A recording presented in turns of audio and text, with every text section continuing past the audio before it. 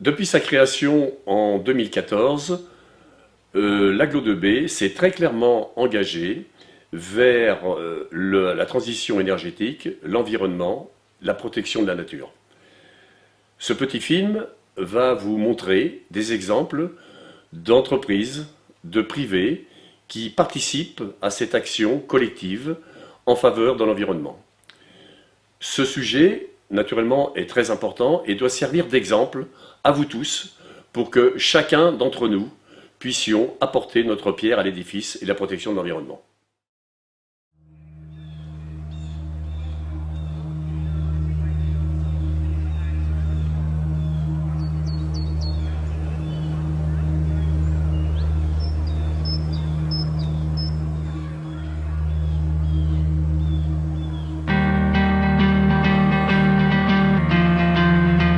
Au niveau de l'environnement, l'Agglo 2B travaille sur les déchets, l'assainissement, les milieux aquatiques, mais aussi l'énergie et le climat.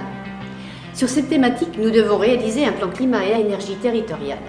Après un travail de diagnostic, nous travaillons actuellement sur un plan d'action qui portera sur la réduction des consommations d'énergie et des émissions de gaz à effet de serre, la production d'énergie renouvelable, mais aussi l'amélioration de la qualité de l'air.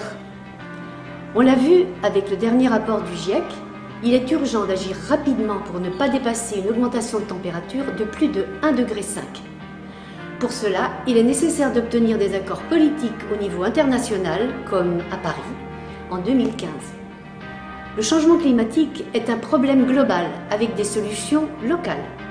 Les collectivités locales sont les chevilles ouvrières de la transition énergétique, car elles sont souvent le relais entre les lois et les orientations nationales et les citoyens, les entreprises et tous les acteurs du territoire. Donc l'objectif de ce film, c'était d'illustrer concrètement ce que pouvait être la transition énergétique sur le territoire. On a eu l'idée du film après la diffusion du film Demain de Cyril Dion dans le cadre de la semaine du développement durable.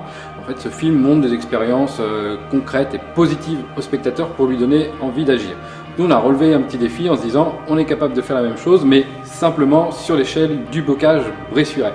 Donc, dans le premier temps, on a bénéficié d'un financement de l'État dans le cadre d'un appel à projet.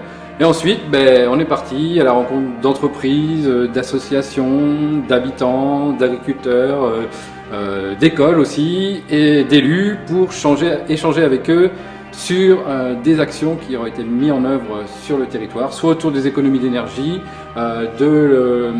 développement des énergies renouvelables, dans les transports également, mais aussi la réduction de déchets ou l'économie circulaire. Donc en fait, on propose aux spectateurs une petite balade d'1 heure dans le bocage bressurais, en espérant que ça permette à chacun de trouver une solution et de multiplier les actions.